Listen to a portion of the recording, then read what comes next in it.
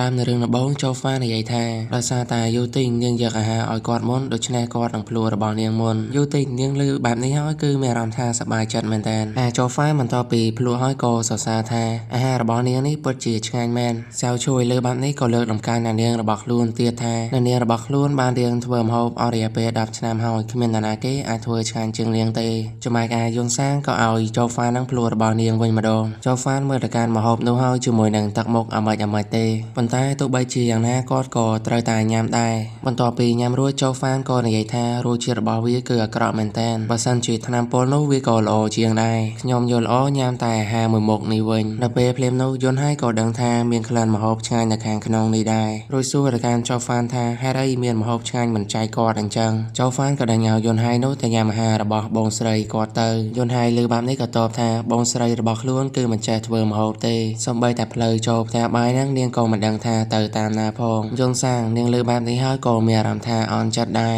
រួចនាងក៏រត់ចេញពីទីនោះថែមទាំងយំមើលទៀតផងយន់ហើយឃើញបែបនេះក៏សួរថាតើគាត់និយាយអ្វីខុសមែនទេចូលហ្វានតបថាឯងនិយាយមិនខុសទេប៉ុន្តែបើពួកគេលើបែបនេះមានអារម្មណ៍ថាអាម៉ាស់ចំពោះខ្លួនឯងអញ្ចឹងឥឡូវខ្ញុំត្រូវធ្វើរមាទៅកាន់វិមានឈានឡងអ្នកទាំងអស់គ្នានៅទីនេះហើយព្រោះចលងយូមីងអាចនឹងបញ្ជូនមនុស្សមកម្ដងទៀតនៅពេលនោះសៅជួយនិយាយថាអ្នកនាងមើលទៅចូលហ្វានគឺចូលចិត្តអ្នកនាងជាងបន្ទាប់មកសាររឿងគឺកម្មការរាជវាំងអន្តរាយធានយូយើងបានឃើញម្ចាស់គ្រួសារវិមានឈានឡងមានឈ្មោះថាឡុងយីហ្វៃនិងវត្តមានម្ចាស់គ្រួសារចលងយូមីងមានឈ្មោះថាយូវាងសាននិងវត្តមានរបស់អន្តរាយចក្រភពធានយូផងដែរពួកគេទាំងពីរឃើញអន្តរាយដូច្នេះក៏ធ្វើការគោរពផងដែរអន្តរាយនិយាយថាវិមានឈានឡងនិងចលងយូមីងជាគ្រួសារទាំង7ក៏ជាសសរនៃចក្រភពនេះដូចគ្នាខ្ញុំមិនយល់ទេហេតុអីបានជាពួកអ្នកចង់ជួបខ្ញុំនៅពេលនេះយូវ៉ាន់សានក៏និយាយថាសូមរាយការណ៍ព្រះអង្គម្ចាស់កាលពីខែមុនវិមានឈានឡងបានសម្លាប់ព្រឹទ្ធាចារ្យរបស់ចលងយូមីងចំនួន2នាក់វិមានឈានឡងបានធ្វើខុស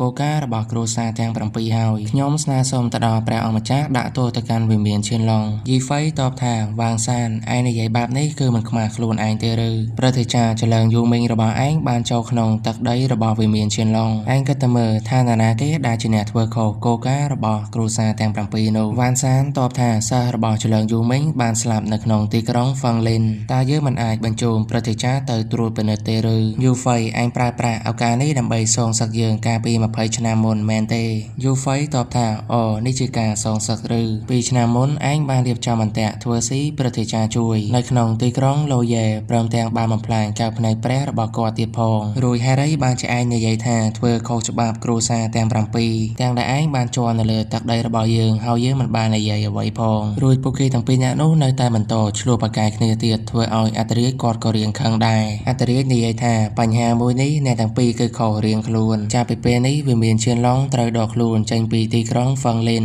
ទីក្រុងមួយនោះគឺមិនមែនជាកម្មសិទ្ធិរបស់វិមានឈានឡងទៀតទេចំណែកឯមនុស្សមកពីវិមានឈានឡងនិងចលងយូមីងគឺមិនឲ្យទៅទីក្រុងមួយនោះម្ដងទៀតឡើយយូហ្វៃលើបែបនេះគឺទទួលបញ្ជាប៉ុន្តែមើលទៅវ៉ាងសានដូចជាមិនពេញចិត្តឡើយប៉ុន្តែអន្តរាយនៅតែប្រកាន់គោលចំហរបស់គាត់ចាប់ពីពេលនេះទៅគាត់គឺមិនចង់ឮរឿងបែបនេះចេញមកពីគ្រួសារទាំង7ទៀតទេអ្នកទាំងពីរនោះលើបែបនេះហើយមានត្រឹមតែយល់ព្រមតែប៉ុណ្ណោះបន្ទាប់ពីពួកគេទាំងពីរនាក់នោះចាកចេញទៅអន្តរាយបាននិយាយថាមនុស្សរបស់ចលងយូមីងពិតជាបានធ្វើរមាទៅកាន់ទីក្រុងហ្វាំងលិនមើលទៅពួកគេបានរើឃើញរឿងសម្ងាត់កាលពី1000ឆ្នាំមុនហើយមនុស្សអាត់កបាំងនៅខាងក្រៅនិយាយថាវាមានអន្តរាយជាទីកន្លែងដែលមានបញ្ហារឿងទាំងអស់នេះព្រះអង្គម្ចាស់គួរតែដឹងយូរណាស់មកហើយអន្តរាយនិយាយថាមើលទៅគម្រោងការគួរតែចាប់ផ្ដើមហើយគុយខ្យងគឺត្រូវតែចែងចាំងទោះបីជាមានរឿងអ្វីក៏ដោយបន្ទាប់មកខ្សែរឿងគឺការមកខាងវិមានឈានឡងវិញនៅពេលដែលចៅហ្វានបានមកដល់វិមានឈានឡងនោះគាត់បានឃើញអបិម៉ាប់ធ្វើរមាចេញពីរថតាសានៅក្បែរនោះចៅហ្វានបានគិតថា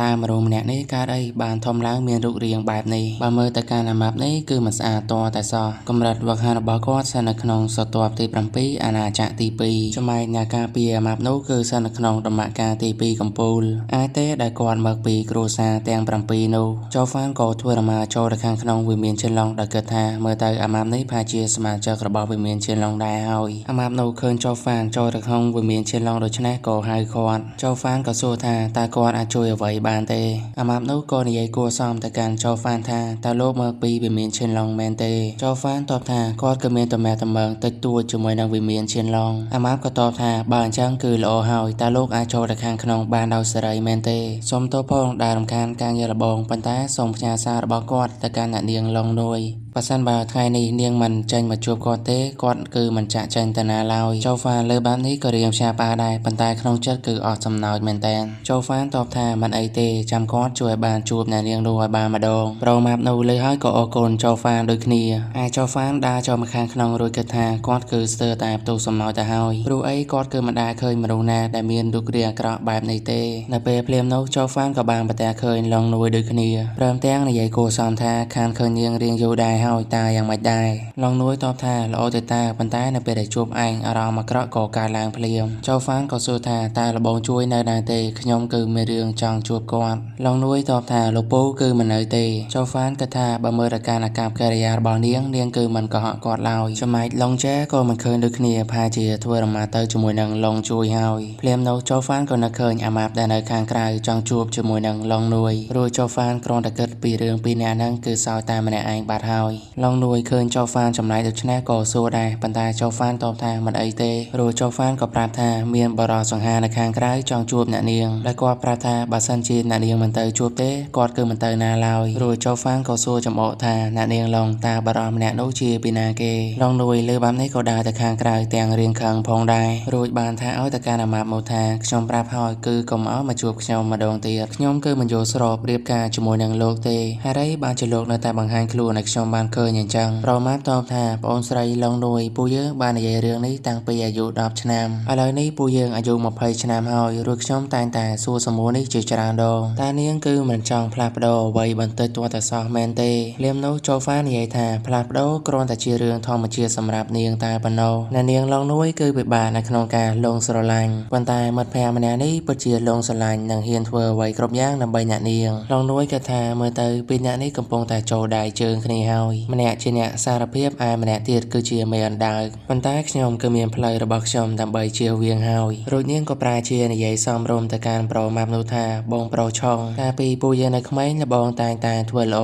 ដាក់ខ្ញុំតែខ្ញុំអាចមើលមិនឃើញពីទង្វើល្អរបស់បងយ៉ាងម៉េចទៅទោះបីជាយ៉ាងណាក្មេងស្រីម្នាក់នេះគឺមានម្ចាស់បេះដូងរួចហើយប្រូម៉ាប់លើបែបនេះខំមែនតើរួចសួរថាតើប្រុសម្នាក់នោះជាពីណាគេចូលហ្វាលើបែបនេះគិតថាមើលទៅដូចជាមិនសូវស្រួលទេនាងច្បាស់ជាលើបញ្ហាមួយនេះដាក់មកលើគាត់ហើយនៅពេលភ្លាមនោះប្រូម៉ាប់ក៏ងាកមើលទៅកាន់ចូលហ្វាដែលនៅជិតនោះចូលហ្វាឃើញបែបនេះគិតថាមើលទៅគឺចប់ហើយប្រូម៉ាប់ក៏និយាយថាមិនឆ្ងល់នោះទេដែលឯងអាចចេញចូលវាមានឈានឡុងបាននោះតាមពិតឯងជាមួយនឹងប្អូនស្រីឡុងគឺមានទំនាក់ទំនងសោះចូលហ្វាបញ្ញាប្រកាយថាលបងនេះគ្រាន់តែជាការយល់ច្រឡំទេអ្វីគ្រប់យ៉ាងទាំងអស់គ្រាន់តែជាការយល់ច្រឡំប្រូម៉ាប់ក៏សួរទៅកាន់ឡុងនួយថាតើចូលហ្វាមានអ្វីអាចប្រៀបស្មើទៅនឹងគាត់ទៅភ្លាមនោះចូលហ្វាក៏និយាយថាលបងខ្ញុំដឹងហើយដែលលបងបានសារភាពដាក់នាងជាច្រើនដងនោះឬក៏ថាមើលទៅអាម៉ាប់នេះគឺមិនមើលអំពីខ្លួនឯងតតែសោះឯឡុងនួយក៏សួរថាលបងឆុងតើមើលទីក្រុងហ្វឹងលីននេះមានកិច្ចការអ្វីដែរមែនទេទើបតម្រូវឲ្យលបងចាចេញពីរាជវាំងដូច្នេះទោះបីជាលបងចាចេញក៏ដោយក៏មិនត្រូវមើលចំាយពេលអបយោជាមួយនឹងខ្ញុំទៀតដែរប្រូម៉ាប់តបថាចង់ឲ្យគាត់ទៅយ៉ាងដូចម្ដេចព្រោះអីនាងគឺជាអនាគតប្រពន្ធរបស់គាត់ហើយខ្ញុំធ្វើរមាមកទីនេះក៏មានការងារត្រូវធ្វើដែរជាពិសេសគឺដើម្បីចង់ជួបនាងប៉ុន្តែខ្ញុំមិនរំពឹងទុកថារួចក៏ចង្អុលទៅកាន់ចូលហ្វានព្រមទាំងបបួលចូលហ្វានវាយគ្នាមួយស្មើទៀតចូលហ្វានគិតថាបើមើលទៅអាម៉ាប់នេះមិនមែនជាអ្នកខ្លាំងកំពូលនៅក្នុងគ្រួសារទេដូច្នេះខ្ញុំត្រូវតែធ្វើយ៉ាងម៉េចដើម្បីទាក់ទាញចំណាប់អារម្មណ៍របស់គាត់ឲ្យបានព្រាមនោះអ្នកការពារក៏ប្រាប់ថាលោកម្ចាស់រាងកាយរបស់លោកម្ចាស់ពិតជាមានតម្លៃតែលោកម្ចាស់ពិតជាចង់ប្រយុទ្ធមែនដែរទេបើសិនជាលោកម្ចាស់ចង់បង្រៀនមេរៀនទៅកាន់ក្មេងនោះឲ្យពួកយើងជាអ្នកដោះស្រាយក៏បានដែរអាម៉ាប់លើបែបនេះក៏ឲ្យពួកគេនោះបិទមាត់ទៅរួចនិយាយថាឪពុករបស់ឯងគឺចង់រៀបការជាមួយនឹងអ្នកនាងឡុងរួចការប្រយុទ្ធមួយនេះគឺចង់បង្ហាញអំពីឪពុករបស់ឯងគឺជាសុភាពបុរសបើសិនជាយើងឲ្យពួកឯងជាអ្នកដោះស្រាយអ្នកនាងឡុងច្បាស់ជាមើងងាយមកកាន់យើងហើយអ្នកនាងឡុងគិតថាគាត់គឺមិនដែរយកភ្នែកមើលម្ដងផងចំណែកចូលហ្វានក៏ទទួលយកសំណើមួយនេះប៉ុន្តែអ្នកការពាររបស់លោកគឺមានអំណាចធម្មពលច្រើនជាងខ្ញុំ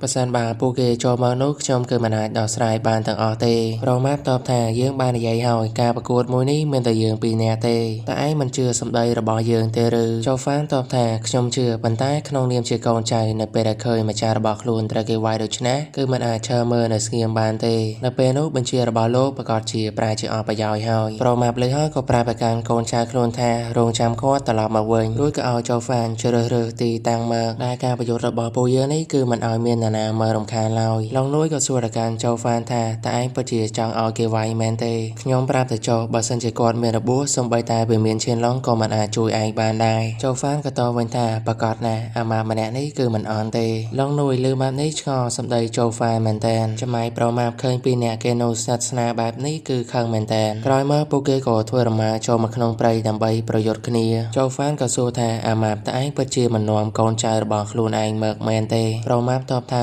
សម្ដីរបស់គាត់បាននិយាយទៅហើយគឺមិនក្រឡាស់វិញទេរួចបន្តថាគាត់នឹងយកឈ្នះចៅហ្វានដើម្បីរស់នៅជាមួយនឹងអ្នកនាងឡុងដោយមានសុភមង្គលភ្លាមនោះចៅហ្វានក៏សួរថាតើមិនខ្លាចគាត់លួចវាយបហាទេឬប្រមាប់លើបែបនេះក៏បានកលេចឆ្វេងកលេចស្ដាំធ្វើឲ្យពីរអ្នកនេះដែលឃើញហើយក៏រៀងកាំងដូចគ្នារួចប្រមាប់ក៏និយាយថាបើចៅហ្វានប្រើល្បិចថោកទាបដូច្នេះតើអ្នកនាងឡុងអាចលងស្រឡាញ់ចៅហ្វានបានយ៉ាងម៉េចទៅបើរឿងនោះកើតឡើងទោះបីជាយើងត្រូវបានឯងវាយក៏ដោយក៏យើងនៅតែឈ្នះដដែលនឹងចៅហ្វានលើបែបនេះក៏សើចឡើងរួចនិយាយថាខ្ញុំគឺចូលចិត្តឯងហើយឥឡូវចាប់ផ្ដើមចាំមើលថានរណាគេជាអ្នកឈ្នះគ្រាន់តែនិយាយចប់ភ្លាមចៅហ្វានក៏ត្រូវបានប្រមាប់នោះម៉ាត់តែម្ដងបន្ទាប់ពីត្រូវមួយដៃរួចចៅហ្វានក៏និយាយថាមិននឹកស្មានថាឯងលួចវាយយើងដូច្នេះសោះប្រមាប់ក៏តបវិញក្រែងឯងជាអ្នកនិយាយទេឬថាចាប់ផ្ដើមនោះតើយើងមានបានលួចវាបហាឯងឯណាចៅហ្វានក៏ថាគាត់ត្រូវបានបោកប្រាស់ដោយអាម៉ាប់នេះមើលទៅគាត់គឺជាមនុស្សស្មោះត្រង់ប៉ុន្តែតាមពិតក៏រៀងថោកផងដែរត្រូវហើយមនុស្សដែលដើរលើផ្លូវជាអ្នកវឹកហាត់បិសាចតែងតែ